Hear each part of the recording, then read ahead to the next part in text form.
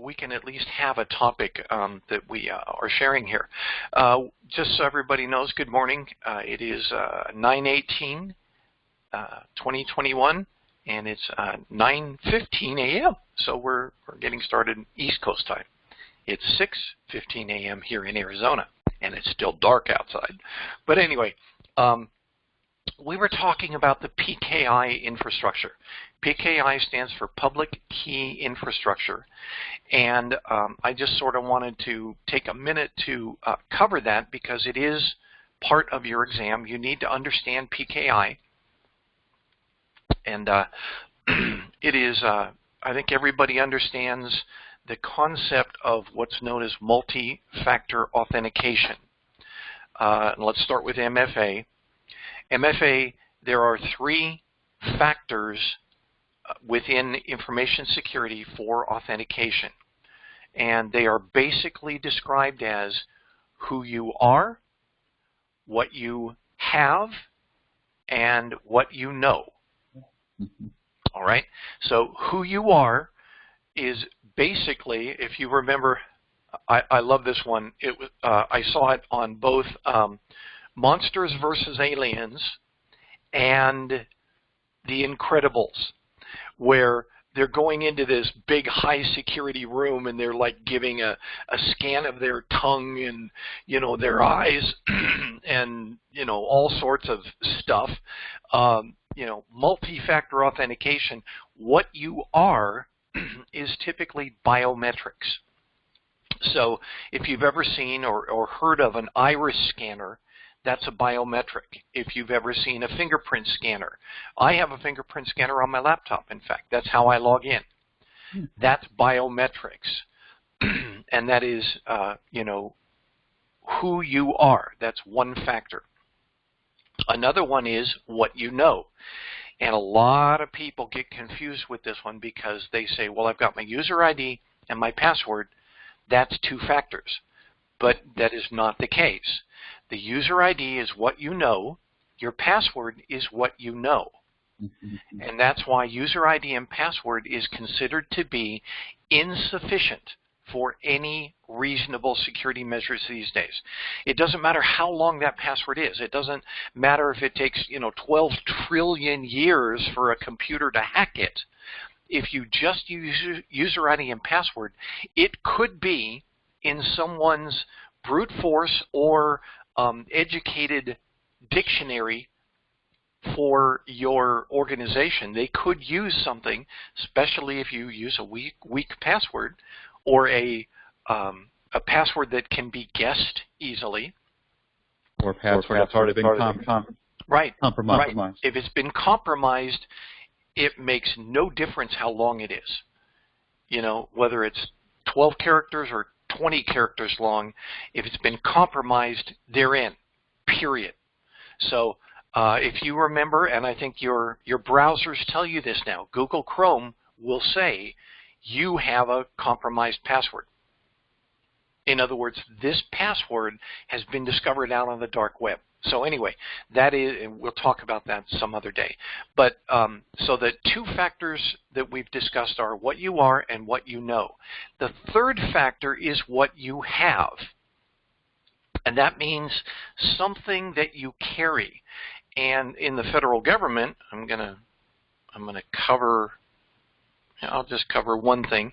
In the federal government, they have what's called a PIV card, PIV, personal identifying verification or whatever, and it's got a little smart card chip on it. Now, I know that smart card chip-enabled cards, whatever they are, the number one use of them these days is credit cards or debit cards. Visa, MasterCard, American Express, they're all chip-enabled now. It greatly decreases the possibility of counterfeiting your card if you get a chip-enabled card. It does not eliminate the possibility. Your card can still be copied and spoofed, even with a chip. There are counterfeit chips that have been circulated. But the important thing to remember is when you take this card, and I'm not going to flash it directly, but a chip-enabled card and one of the other authentication methods. So that's why when you walk up to your ATM, you put in your card, you enter your PIN, you have now entered two factors. One is what you have, your card, and two is your PIN, what you know. That's why, please, please, please, you never put your PIN in your wallet with your card. Because then when somebody steals your wallet, they have both factors. Okay? Never, ever, ever put your card and your PIN together. That's why. It eliminates the value of two factors. So multi-factor authentication, or MFA, is highly recommended, and it's available for things like Gmail, for your Yahoo Mail. It's available for LinkedIn. It's available for many, many, many types of systems out there. But by default, most of them just use user ID and password. So if you want to be smart, if you want to be safe, if you want to keep somebody from getting into your bank account and emptying it out, just so you know, I heard a couple years ago, the typical take for a identity theft is about $1,500, and frequently you don't get that money back. Okay? So if you've got $1,500 to burn, I know I don't, then don't worry about doing multi-factor authentication. However, if you are smart, and I always say this, you've caught me saying this frequently, if you want to be part of the solution and not part of the problem, then enable MFA on, here's another source of MFA that a lot of people can do. What you do is you attempt your login with user ID and password, and then it'll send you a text that says, was that you trying to log in? And you go, yep. So this is your third thing, because this is what you have. You have a cell phone. So you can set it up that way. And let's say somebody is so poor that they can't afford a cell phone, which I find hilarious, because they're giving cell phones to 10-year-old kids now so that their parents can keep track of them. So it's really difficult to say you can't afford a cell phone, because people are giving cell phones to their kids in elementary school. But if you can't afford it, you just say, no, I don't want to get my cell phone involved, or I'm on a limited plan, or whatever. I travel internationally or whatever. Then go out to Google and open a Google Voice account. If you have a Gmail account, log into your Gmail account, then in your browser type voice.google.com, and it will give you a phone number. And you can use that as your cell phone, and you can answer it. Well, I'll use this as my example, but you can answer it on your smartphone. You can use it to dial out, and you can receive texts on your smartphone or on your browser from Google Voice. So there's no reason to not do multi-factor authentication. No reason. Anyway, so all that multi-factor authentication comes together in what's called PKI, the Public Key Infrastructure. And it basically says, how do I take my authentication here, which, we've gone through that whole multi-factor authentication, verifying your ID. Look, my photo is on this card, and by the way, my fingerprint heuristics, what's it called? Heuristics. My fingerprint data is also on this card. So that is verification from a valid source that I am who I say I am when I try and log in. That is part of the public key infrastructure. Because if I walk into your office and I try and use my smart card, it's going to say, I don't know who you are, because this is through an authority called a certificate authority that you don't recognize. Well, the point of the PKI is so that these certificate authorities, or CAs, form what's called a web of trust. And they all agree to establish minimum acceptable standards for authentication and access and security. And everybody agrees to abide by that. And if you, for some reason, your certificate authority doesn't do that, for some strange reason they're caught, somebody gets into their CA or whatever, and their certificates are bad, or their revocations are bad, or whatever, the things they check for, then that CA is dropped from the web of trust. So in the general scheme of things, I could have my CA, the people that issued this card, trusted by my bank, or trusted by Google, or trusted by Microsoft. It's possible to do that web of trust using what's called the public key infrastructure. Now, I got to talk about it because very quickly, but every certificate that's issued has two parts. They use what's called two-part certificates. One is called the public key, one is called the private key. The private key is never, ever, ever issued. It's never disclosed.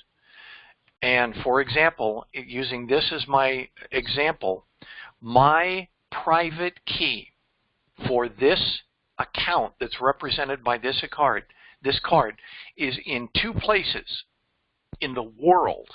One is on my card, and I can never see it, and I can never get to it. I can never copy it. It's on this card indelibly. And the other place that this private key is available is on the certificate authority that issued it. And by the way, one of the best practices of certificate authorities is the CA Work Center itself is never online. That's why, if any of you have gone through this mess with certificate authorities, you have to go to a workstation that's on a specific network that's not on the internet. Now, they may use the internet, but they tunnel through the internet. Okay? That's how you can, somebody's logged in, but they're also using CA workstation activities. So the GSA has what's called US access, and that's what these are connected through. The GSA issues certificates as a certificate authority. And if for some strange reason the GSA were to be compromised, all of our PIV cards would stop working with each other. Now, there may be local approvals. In other words, our federal PIV card would still work for us, but that is not how the PKI is set up. The PKI is designed to span the certificate authorities. So, Scotty, in Security Plus studies, from a student's point of view, there's a term called air gap, and a system is air gapped away from the internet. Yep. What's the difference between air gap and what you're talking about here, where the certificate authority server or system is outside the internet? What's the difference? Okay. Are they the same, or are they different? Very, very good question. There, in fact, when you talk about segregation, and I'll just pull this up and use this as an example. When you talk about segregation, you're talking about two systems that don't talk to each other. The easiest way to do that is called an air gap, and that is that this system is on this network and this system is on this network. I will give an example. In the DoD, they have unclassified, they have secret, and they have top secret networks. And those networks don't talk to each other. If you are in a location, Podunk, New York, and or Podunk, Iowa, I guess is what it is, and you need all three of those systems, typically the smart way to do it is to establish 3 circuits, all of which travel to your location and never talk to each other. So if you're looking at your rack, there's going to be a top secret network termination point, there's going to be a secret network termination point, and an unclassified network termination point, all of which are going to have wires that come out to them and go to 3 different drops, network drops in your location. That is called an air gap. You never have an instance where the 2 systems are on the same hardware. Mm-hmm. And the best way to think about it when you talk about internet or intranet or whatever, another term for air gap is known as sneaker net. Sneaker net means, yeah, you disconnect it from this one. Let's say I've got well, here we go. I've got a micro SD card, and I'm, by the way, this is one of the biggest ways to circumvent an air gap network. Circumvent an air gap network by having removable storage. Okay? So anyway, don't do this. Your systems should not be set up this way. But let's say I'm on my top secret network, and I plug this in and I say, oh, I've got contacts that I want to move over to my unclassified network. Don't ever do this, but this is how it occurs. Then you take it off there, you copy it onto your card, and then you walk it over. That's why it's called sneaker net or air gap. You walk it over here, and you plug it into your unclassified system, and you say, nothing from that system, with the exception of what I have designated, goes onto this other system. That is an air gap. This system doesn't talk to this system. You have to copy something here, remove it from that system, move it over to this system, and plug it in. That's an air gap, also known as sneaker net. And again, I have just shown you how it works, and I have also shown you how to violate it so easily. Now, just real quick, does that help, Chris? It does help, yes, and also for the public, never ever pick up a strange USB port and plug it into any computer at all. Just let it be or throw it away. Yep, there are instances where somebody has been literally, let's say I'm in, Taiwan, and I've got all of my computer stuff set up for my, let's say State Department, to dial into my VPN securely. By the way, everything's encrypted, and I've got my laptop that has encryption. What's it called? Full disk encryption on it. Totally secure and all that. And I go to dinner, and I come back, and looking through my bag of tricks that I have, there's a USB key that I don't recognize. Foreign countries have been known to place USB keys, thumb drives, in people's goods or bags in the hope that they'll take it and plug it in. Say, oh, I wonder what this is. Plug it in, they're in. Okay? If any of you remember Stuxnet, the air gap for Stuxnet was on an industrial control network that handled the centrifuges for the Iranian nuclear enrichment facilities. And the Stuxnet virus had to be hand carried in with a USB key and plugged into an Iranian workstation that was on the network for it to take effect. Had there not been somebody who did that, who took this USB key and plugged it in, Stuxnet would have never occurred. Okay, so the air gap is extremely effective. But guess what breaks the security of it? You and me. Poor security practices, and also, well, I'll give DoD as an example. For many, many years, DoD, all of their workstations are set up so that if I take this and I plug it into a DoD network, even my thumb drive, well, this isn't a thumb drive, but pretend.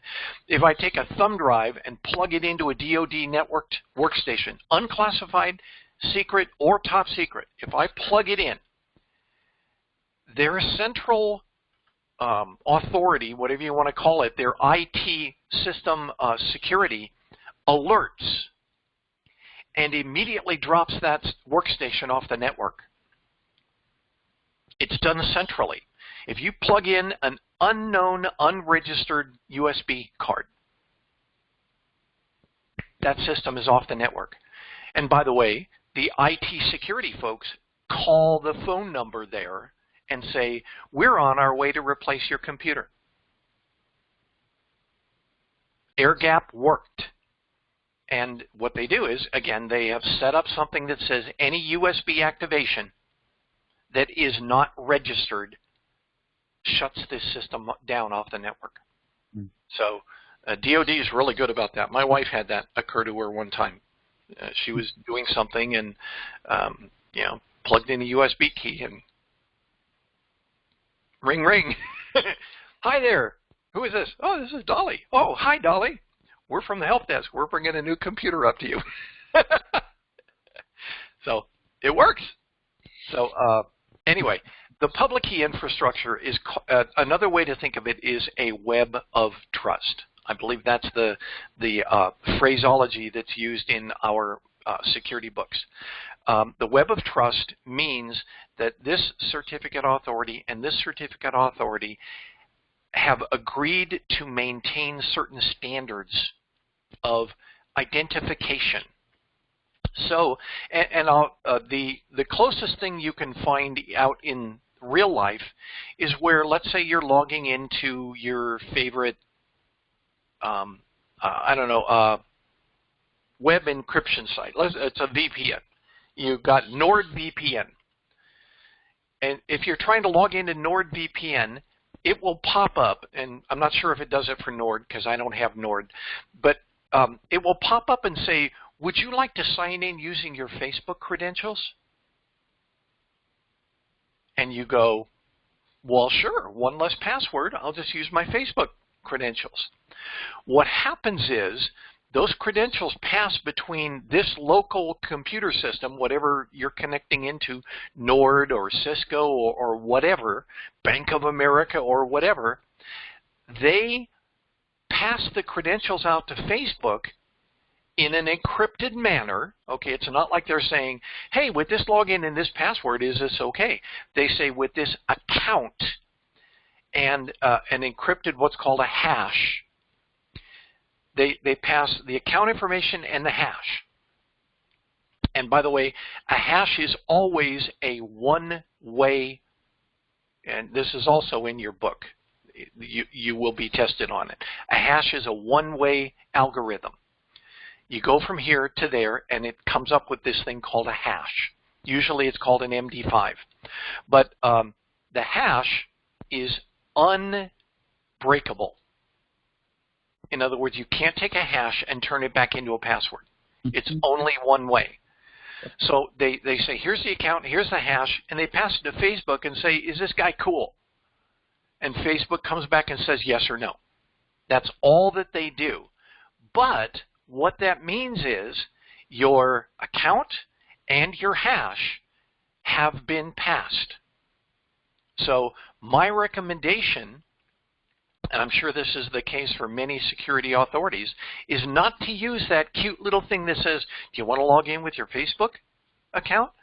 Facebook is incredibly prevalent across the internet. There's, what, over 1 billion Facebook accounts or something? But you don't want to authenticate from Bank of America to your Facebook account. Because if you think about it, if one of them gets compromised, then they're both compromised. Mm-hmm. You think of it as convenient, but it's also convenient working in the opposite direction where they can get into your multiple accounts. And I think I gave the one example a long time ago about your discount shoe warehouse frequent user card. You know, you get your little, oh, buy 2, get 1 free or whatever, but only if you use your DSW frequent user account. Well, you chose to use your Facebook password to authenticate to that because it's so simple. It's much simpler. I can't remember my DSW password. So you choose to make DSW and Toys R Us and Red Lobster and who knows what else, and then just out of practice you say, well, I'll do the same for my Gmail. I'll do the same for my Bank of America. I'll do the same for my retirement account. And I'll use Facebook because it's simple. And then you wonder why your retirement account gets emptied. Okay? The web of trust works at the PKI level, and it works in theory across what are called certificate authorities. That's the only way you should use it. And by the way, the certificate authorities decide who they're going to trust. It makes no difference to you. You can't go to a CA and say, gee, my Microsoft Smart Card doesn't work here. CA, trust Microsoft. They will go, sorry, no. And just so you know, Microsoft is notorious for being extremely restrictive on who they trust, except within Microsoft. So that's why you don't see Microsoft smart cards, because they wouldn't work anywhere outside of Microsoft. The Microsoft CAs are pretty restrictive.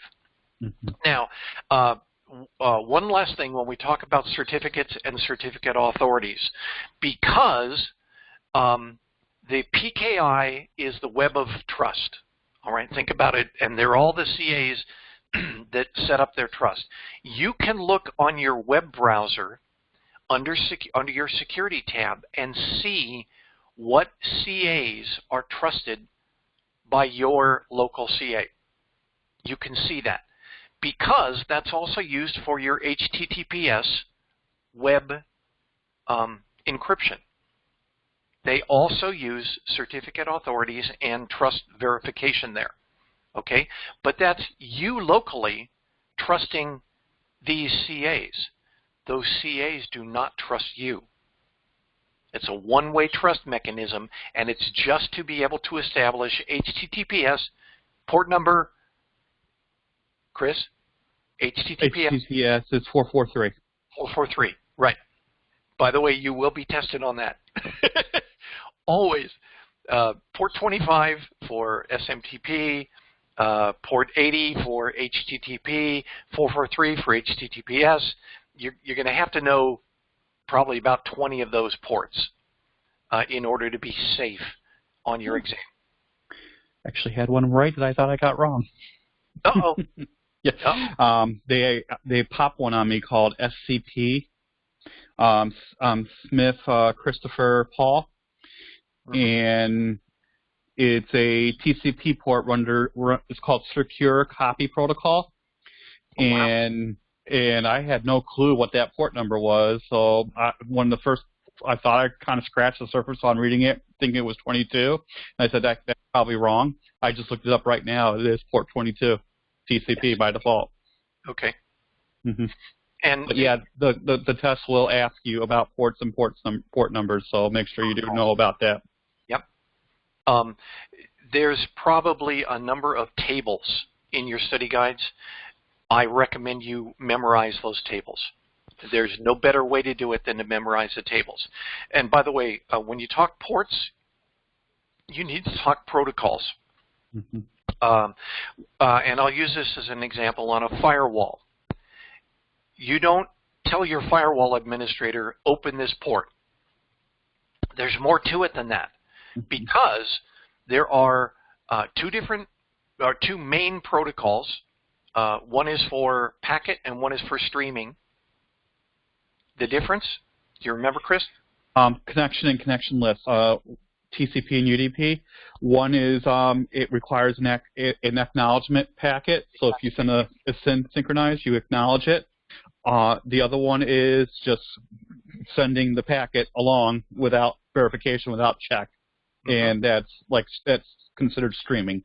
Right, right. So TCP is the one that does what's called a cyclical redundancy check, CRC, where they say, I sent this, I'm sending this, I've received it, please verify, I verify. So there's sort of this handshake that occurs in TCP/IP all the time.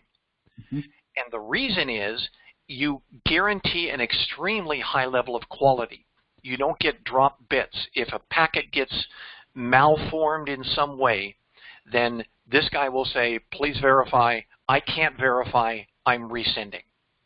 So TCP is the base standard. The issue is that there's a high level of overhead associated with it, so it's considered to be slower. Then there's what's known as UDP, which is something packet, whatever. Yeah. Yeah, universal datagram packet or something. UDP is otherwise known for streaming. And that's why when you're looking at your YouTube or Facebook videos or Netflix or those sorts of guys, you could have dropouts. You could have little things that go sparkle on your screen, or your screen stops for a minute or whatever. UDP is known to be faster but lower quality. All right, so that's the difference. And like Chris was saying, one is connection and one is connectionless. So when you're talking to your firewall administrator and you say, I need this port opened, they're going to say TCP, UDP, or both. You have to specify, all right? Then they'll say, what direction? Because remember, UDP sends it without quality checks. There is no CRC for UDP, so a connection can be one way. But TCP, the connection has to be both ways so that you can send, verify, and keep sending.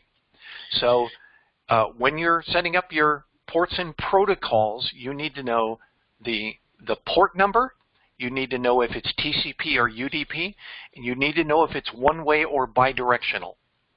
Most firewalls will do source and destination Yep. IP address done in CIDR notation. Yep. Mm-hmm. So it sounds, very complex, but it actually helps to really nail down your security. And segue over to Professor Messer. Professor Messer has a very good video about how firewalls work and how to do it. He's been going over that in study groups. So excellent. Good segue over. Good segue. So we wanted to cover Professor Messer. And I shared this on our Facebook page. Professor Messer is an extremely well-known and popular, 535,000 subscribers. If you click on his space and go to playlists, look at these playlists. They are just phenomenal. CompTIA 601 Security Plus Study Groups, 8 videos. CompTIA N007 Network Plus Study Groups, 41 videos. A Plus Study Groups, 32 videos. That's 1001 and 1002. Remember, security or A+ is 2 exams. So here's the study group for the one exam. Here's the study group for the other exam. But if you're just studying for it, here's a Network Plus. Oh, I'm sorry. That says just the old ones. But here's the one that Chris and I were talking about. The SYO 601 training course. 177 videos. Okay, so view the full playlist, and this is the URL I sent you guys. How to pass your exam, and going through 1.1, 1.2, 1.3, and these are small, easily absorbed videos. Look at this, 2 minutes and 38 seconds. Is one of these videos. If you don't understand it, you could play it 2 or 3 or 4 times. Okay? So the way he has broken this down, it is really, oh, he even has one here for dumpster diving. I love it. 3 minutes long, dumpster diving. Do you guys remember any dumpster diving examples from any of your popular media? Do you remember? And you guys have any, observations of dumpster diving? There's a scene in Slumdog Millionaire where they were shredding their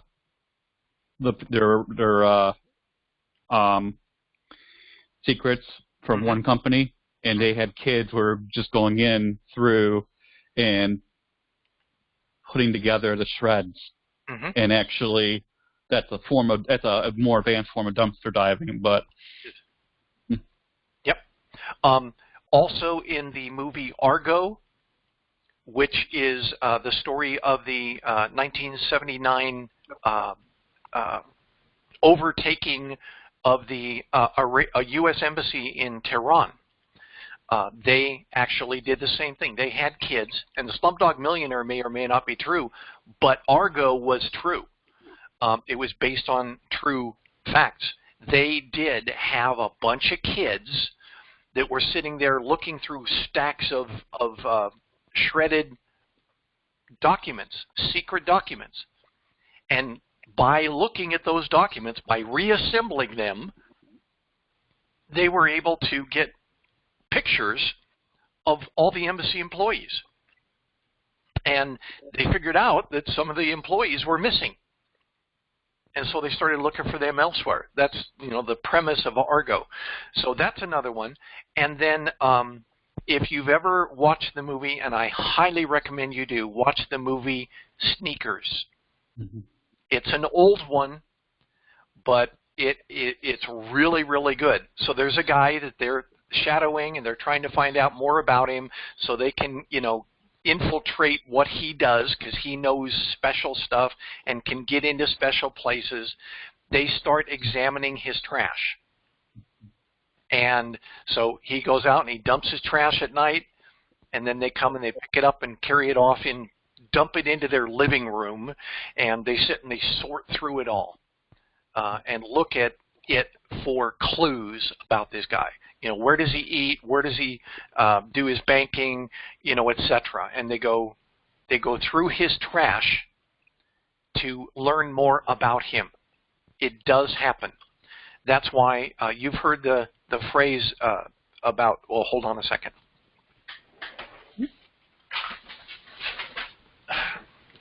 I'm just pulling my example up here.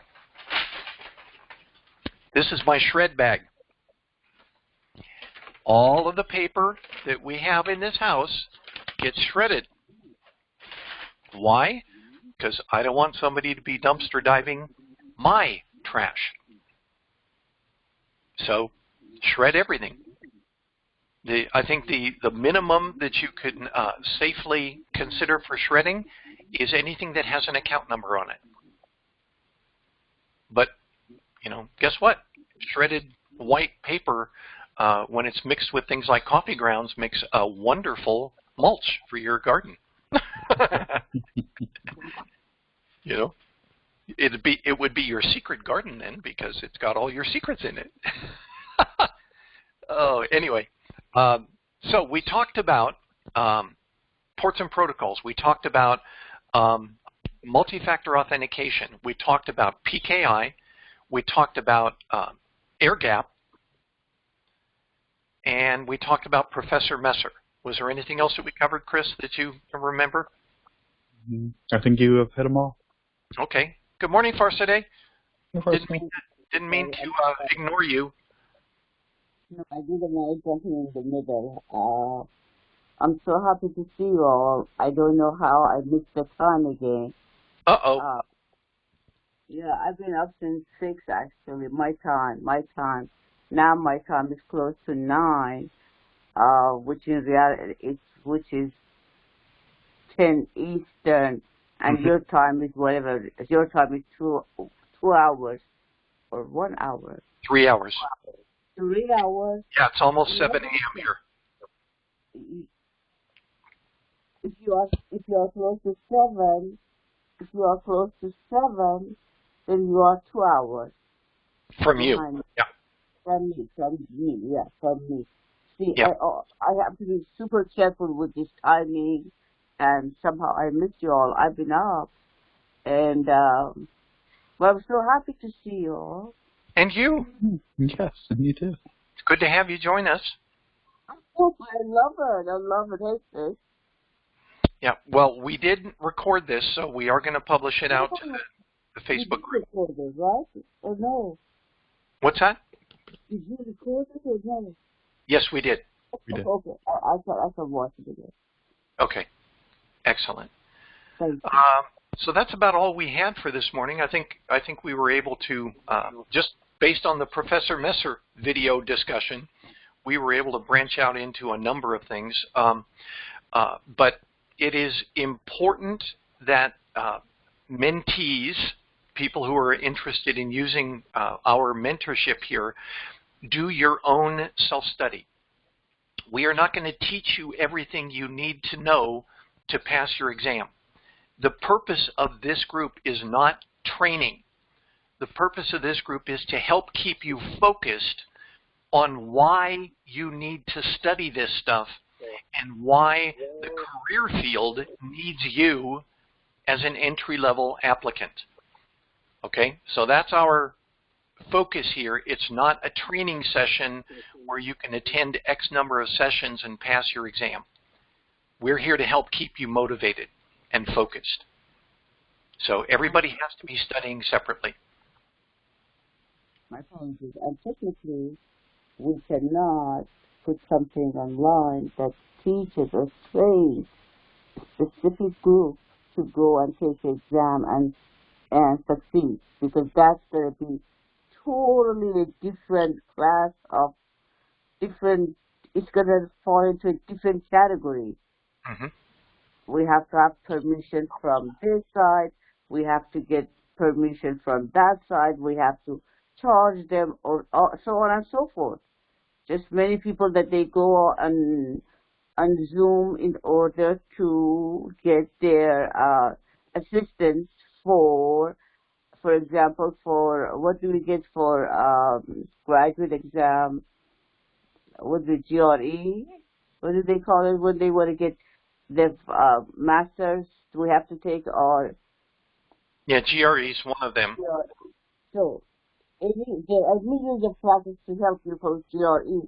They must have their accreditation, whatever they call it. Plus, they have to charge you by law. If there is nothing, I mean, your classes are, as you said, is to motivate people, to keep them motivated, to keep them aware of what's going on, what's needed, and of course, you always have a good mixture of numerous other things. For example, you talked about Algo. Mm-hmm. That I am so familiar with the writer, the actual writer, the book, before it becomes the movie Argo. Oh, wow. and I have read almost anything and everything from him, and I adored him. And when he kind of recently died, I just said, "Oh no, I need you so bad," because um, I loved him. And longer story short, I just loved him. That's all. And I've read everything and anything from him. So, anyways, that's all. No, very good. I did not know. I just watched the movie a couple times, and I loved the movie because it talks about real life events. And Yeah, it was one of the. I mean, in reality, the action that happened was a masterwork. It was a masterpiece. But the movie had a little bit of not mistakes, exaggeration. I think at the end or something, and later on they said that this is not the real story, you know. right. But but it was based on the actual books. Yep. It was based on an actual event, and in those days, where did I live? I think I lived in Tehran. I think it was right after the revolution. Yeah. It was So 1979. 1979. Yeah, that was exactly the time that numerous things happened. I think you would remember some of the events of Shah Mm-hmm. and so on. Yeah. Yep. Okay. That's excellent. I didn't even think about the connection between your home and the movie Argo. So I'm glad that I could come up with such a close example. Actually, my two little antennas, like a little, they came up. After this is all good. My antenna came up. Yep. Yep. Okay. That's all I have for today. Anyone else before I turn off recording? That's all I have to. Okay. Thank you, everybody.